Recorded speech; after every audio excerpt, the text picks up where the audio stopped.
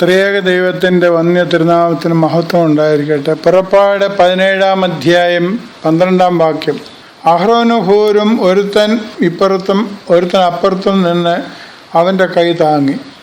അങ്ങനെ അവൻ്റെ കൈ സൂര്യൻ അസ്തമിക്കും വരെ ഉറച്ചു നിന്നു. അടിമ വീട്ടിൽ നിന്ന് വാഗ്ദത്ത വീട്ടിലേക്കുള്ള യാത്രയാണ് ഇസ്രായേൽ ജനത്തിൻ്റെ. പദം വരുത്തി ശുദ്ധി ചെയ്ത വെള്ളി പോലെയാണ് മോശ ദൈവത്തിന്. 40 വർഷത്തെ കൊട്ടാര ജീവിതത്തിന് ശേഷം 40 വർഷം മരുഭൂമിയിൽ ആടിനെ മേയ്ക്കലായിരുന്നു പണി. അതിദയനീയം, വളരെ കഷ്ടപ്പാട് നിറഞ്ഞതായിരുന്നു. അതിനുശേഷമാണ് ദൈവത്തിൻ്റെ ജനത്തെ മേയ്ക്കുന്ന പണി മോശയ്ക്ക് കിട്ടിയത്. കൊട്ടാര ജീവിതത്തിൻ്റെ അവസാനം എടുത്തുചാട്ടക്കാരനായിട്ടാണ് പ്രത്യക്ഷപ്പെട്ടത്. എന്നാൽ 40 വർഷം ആടിനെ മേയിച്ചു കഴിഞ്ഞപ്പോൾ ക്ഷമാശീലനായി. തൻ്റെ കുറവിനെക്കുറിച്ച് ബോധം വന്നു. തൻ്റെ കൂടെ ദൈവമുണ്ടെന്നും അവനാണ് എന്നെ വിളിച്ച് തൻ്റെ ജനത്തെ മേയ്പ്പാനാക്കിയതെന്നും നല്ല അവബോധവും ഉറപ്പും മോശയ്ക്കുണ്ടായി.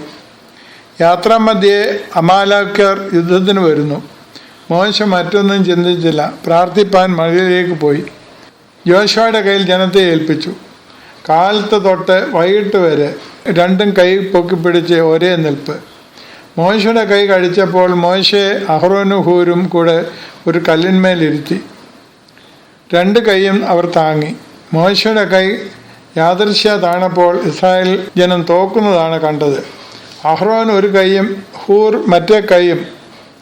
അഹ്റോനെ വേണമെങ്കിൽ ചിന്തിക്കാമായിരുന്നു, ഞാൻ എന്തിന് ഇവൻ്റെ കൈ താങ്ങണം? ഇവനേക്കാൾ മൂത്തതും ഇവന് ഉപദേശം കൊടുക്കുന്നവനുമാണ് ഞാൻ. ഇന്നായിരുന്നേ ചില ജനം ചോദിച്ചേനെ അങ്ങനെ. പ്രാർത്ഥിച്ചുകൊണ്ടിരുന്നാൽ ജയിക്കുമോ? പക്ഷേ മോശയും അഹ്റോനും ഹൂരും യോശുവയും അവർ നയിക്കുന്ന ജനവും പൂർണ്ണ വിശ്വാസത്തിലാണ്. അതുകൊണ്ട് തന്നെ അവർ തങ്ങളെ എതിർക്കുന്നവരെ തോൽപ്പിച്ച് ദിവ്യനത്തിൻ്റെ പാതയിൽ മുന്നോട്ട് പോകുവാനിടയായി. എടുത്തുചാട്ടവും തൻപോരുമയും നമുക്ക് തോൽവിയെ തരൂ. ഈ അടുത്തയിട ബോംബെയിൽ നിന്ന് ഒരാൾ ഒരു ഗരുഡൻ്റെയും ഗിനിപിഗിൻ്റെയും കഥ അയച്ചു തരികയുണ്ടായി. ഓഡിയോ നടന്നതാകണം. ഗിനിപിഗ് നടന്നു പോകുമ്പോൾ ഏതോ ഒരു വലിയ ജീവിയിട്ട മുട്ടയ്ക്ക് അകത്ത് തല കയറ്റി അതിനകത്തുള്ളത് കുടിച്ചു കഴിഞ്ഞപ്പോൾ തല ഊരാൻ വയ്യ. പല ആവർത്തി ഉരുണ്ട് മറിഞ്ഞു കഴിഞ്ഞപ്പോൾ മുട്ട പൊട്ടി. എങ്കിലും തലയ്ക്ക് ചുറ്റും ഒരു ഹാലോ പോലെ അല്ലെങ്കിൽ ആവരണം പോലെ ആ തോട് ചുറ്റും ബാക്കി നിന്നു. നമ്മൻ പലരുമായിരുന്നെങ്കിൽ വീണത് വിദ്യ എന്ന് കരുതി അതുകൊണ്ട് നടന്നേനെയും സെൽഫി എടുത്തേനെയും മറ്റുള്ളവരെ പൊങ്ങച്ചം പറഞ്ഞേനെയും. പക്ഷേ അത് വെപ്രാളപ്പെട്ട് നടക്കുമ്പോൾ അത് കണ്ടു തന്നെ ലക്ഷ്യമിട്ട് ഒരു കരുടൻ പറന്നു വരുന്നു. അത് ഒരു വിധേനെ അതിൻ്റെ കൂട്ടിൻ്റെ വാതിക്കലെത്തി. അത് എത്ര ശ്രമിച്ചിട്ടും ഊരിപ്പോകുന്നില്ല. ഗരുഡൻ കൊത്തുമെന്നായപ്പോൾ സർവശക്തിയും എടുത്ത് പുറകിലോട്ടായുന്നുണ്ട്. അതങ്ങ് ഊരിപ്പോയി. പക്ഷെ ആ നിമിഷാർത്ഥത്തിൽ തന്നെ ഗരുഡൻ കൊത്തുവാനാഞ്ഞു.